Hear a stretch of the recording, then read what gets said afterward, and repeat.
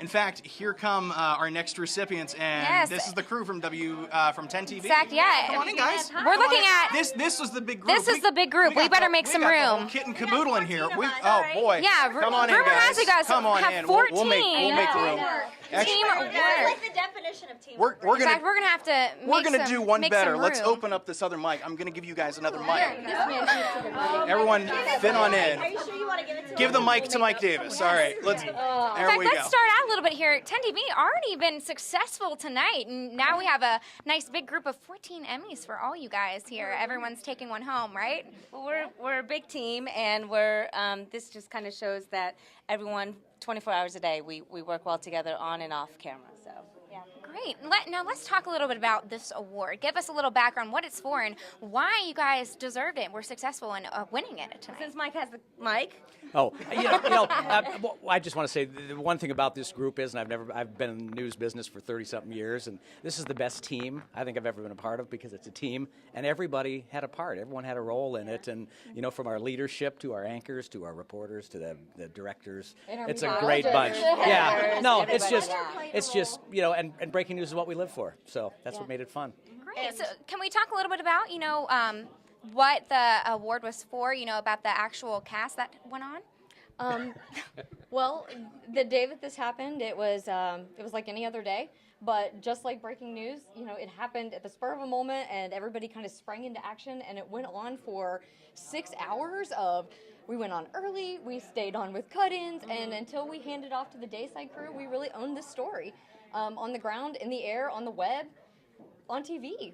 I really think everybody gave 110%, and that's ultimately what got us best breaking news coverage. And we're excited. And when we have a big story, everybody is on. You can count on everybody to do their part and more in the studio, outside. We're constantly talking, communicating with each other, and it made the difference that day in us putting together an amazing 6 hours of news. I suppose that's why they call you Central Ohio's news leader. That's right.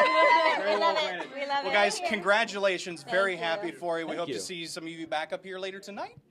Yep. Let's hope for it. All right. Cross thank our you all fingers for very you much. guys. Mike, I'll take that from you. Welcome. Thank you. Go right on ahead. And we'll bring in our next recipients. So big of them. Our set is only so big. I know. I it's feel like great. we're just going to be, just spreading out here, Gabe. We do have our next awards coming up tonight. Gabe, you want to tell us about them? Yeah, I recognize this guy. This is Mike McCarthy coming in. Mike McCarthy. How are you, Mike? Good to see you. I'm great. Bobcats Come are on just here in the coming middle. out. We want to Yeah, come in showcase the you middle. guys. Come in the And middle. Drew Yossi, am I pronouncing that correctly? Yossi. That works. I want you to tell me if I messed that up. Well, gentlemen, congratulations. This is for Spot News. Correct. Okay, tell us a little bit about some of the Spot News. This was a crazy morning. It was one of those icy mornings, and cars were just spinning out of control on an icy bridge. We convinced our morning producers that we need to stay there because something weird was going to happen, and the cars were just all over the place. So it was a fun morning, and it's not video you get every day. That's true. Cars were coming right at us. Drew almost got hit. Almost. We used it in the story. It was good stuff. In fact, I made it on the competition because they saw me almost get wiped out. But That's incredible. And what was the reaction from some of your colleagues seeing that footage? They thought go ahead. Go. I have to say they thought that we were brave. Stupid. We earned that. Interchangeable. But anything for the news business to get this story, out to the people that need to see it. And That's not what my mom, who's out here. My 83-year-old mother's out here, and she was not happy that it came that close. So. You almost got killed. But hey, you can say, Mom, not only did I survive, I got an Emmy for that. I got an Emmy. I made it on TV and everything. Well, gentlemen, anyone else you'd like to thank? I know you had a short time on stage. Anyone else you want to thank while you've got the time? Thank the entire morning crew at the station, Melanie, and who was it, Bailey at that time, and Nick, and whomever, all the management, Dan Mellon in the newsroom. Yeah, It's great. I'm good. I thanked my wife earlier, so I'll thank her again. Thank you. You better thank her twice. Otherwise, you're going to have some payment to do, Mike. I'll tell you what. And again, they're from WSYX, WTTE, Columbus, Ohio. Guys, congratulations. We hope to see you back up here later. Thanks, guys. All right, take it easy.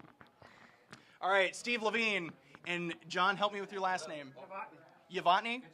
Novotny, I'm sorry. Well, you can take a step right on in here today. That says John. Why does it? Because it says it on there. But he's Jay. I think my producers are playing tricks on me. They're just trying to get me to say the wrong I said his names. name is Jay, but he said no, it says John on there. It's gotta be official. Okay, so we got to be official. Yes. Gentlemen, congratulations. Tell me what these Emmys were for. We lived in a former drug house for a month to be with the folks who see crime day in and day out. It's part of a special segment we do called Fighting Back, where we focus on crime prevention in the neighborhoods. We find out what folks are doing to take back their streets. So we lived in a neighborhood called Old Town East, and we pretty much told their stories. We moved in, as I said, it was a former drug house. Drug dealers were in there. They arrested him, sent him to prison. And then we moved in, and we really became a part of the community. We had a big barbecue to welcome ourselves into the community, say, hey, we're going to be here for a month. We focused on families that lost loved ones and what they're doing to get the creeps who killed them. We did some stories about the homes there that were kind of dilapidated and were falling down. We got the city to clean it up. We did a story about one family who'd lived there for generations. The great-grandfather was an original Harlem Globetrotter. They did not want to leave the neighborhood, so they stayed to help clean it up. We then also had a day-long day of caring, where all the communities and all the neighbors got together to clean up the police substation. The whole time Jay and I lived there day in and day out. We had cameras, we had cameras all over the place. It was kind of like Big Brother, but there was no $500,000 prize. So it was really a rewarding experience. I know I got a lot out of it. Yeah, what else did you take away from that experience? Well, it was just interesting that instead of going to the news station and finding our story and going to it, people would come to us and actually come to our house and say, hey, we have a story, could you tell it? And so we really got to know the neighbors really well, and people would know we were there because we had our news cars there a couple times and stuff like that. So it was kind of at the end living like being in a Hallmark movie, because it was like small town. We knew the police, we knew the owner of the restaurant, we knew all the folks there, and they knew us, and it was really a great experience. Yeah, you definitely became part of the community there. Exactly, huh? yeah. After 20 plus years doing this, it's probably the most rewarding thing we've ever done. And then we continue to fight back. I mean, this is just one segment. We do this stuff every day. Well, congratulations, guys. Very well deserved. And if I understand this correct, I believe it was 25 nominations for WSYX. Yeah, pretty close. So far we've gotten two. This coming from investigative reporter Brooks Droves. This is what he's telling me. So I can only assume. I was nominated 5 times, so I finally won one time. Well, there we go. This is your first one. Yep. Well, congratulations. Taking home the gold. Very proud of them. Excellent. Well, gentlemen, thank you very much. Many more to come, obviously. obviously. Oh, yes, obviously. I hope. Thanks. Well, congratulations again. Thanks for being with us, and hopefully we'll see you guys back up here. All right. Judy Stenolis is coming in now, and this is her first time ever winning an Emmy Award, and I know she's super excited about it. Come on in. Andy Wallace is here, too. But she's not alone, yeah. You guys Andy, third win. Step right here in the middle. There you go. Step right in the middle here. This is about you guys, not about us. You guys, formerly of ONN. That's true. Congratulations. This is for societal concerns. Yeah. This is true. Okay. Talk about that a little bit. Well, we did a story about a bus driver who was wrongfully accused of taking some kids home and doing some not so nice things. And we had a judge that was nice enough to let her off the hook because her story was a wrongful conviction. And yeah, it's just a really good, heartwarming story. Now, you hear a lot about that in the news, a lot of sexual predators being convicted and that kind of stuff. How important is it to expose the people, or cases where the law system gets it wrong? I'll let you take that one, Judy. Nancy's story is very unique because she was in prison for 16 years for a crime she didn't commit. Every day she was in prison, she knew she didn't do anything wrong. And she had voices on the outside who were there to help her. She had her daughter who was outside of prison, fighting for her, fighting to get her case re-examined, fighting to get, this overturned, because there was, the root of the problem, it was a greed issue. There were parents who sued Head Start. That was the reason why she was in jail. They got millions of dollars, and Nancy was in jail for 16 years. And as far as I know, to this day, she still has not gotten clemency for what happened to her. She's, any day now she could get a phone call from the governor saying, I'm sorry, Nancy, but you're going to have to come back to jail. You shouldn't have been released from jail in the first place because it was a paperwork issue. And, she did time for something that she shouldn't have. And it's a very sad story, but at the same time, she's, it really sheds a light on things that are really happening. Sometimes the justice system doesn't always get it right. real quick, can you just touch on what it's like to see an actual, change in the community, see a result from a story that you guys did? I don't think the governor's office knew a lot about Nancy's story until we asked them about it. It wasn't until, we contacted the governor's office and said, this woman, Nancy Smith, was in prison for years for something she didn't do. What can you tell us about her case? And it was reviewed. As far as I know, it's still under review.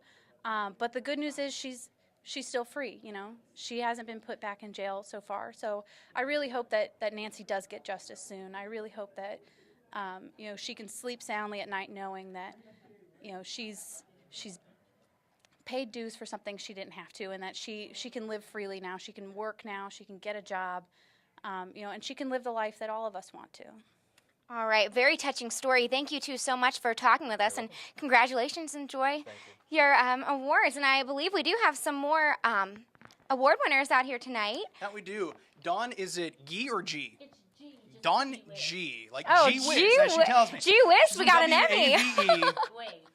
Wave, as they happen to call it. I just happen to call out all the call letters, so it's good.